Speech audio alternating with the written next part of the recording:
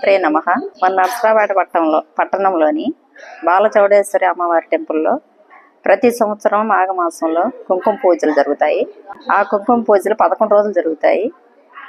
వాటిలో పాల్గొనటం జన్మల అదృష్టం.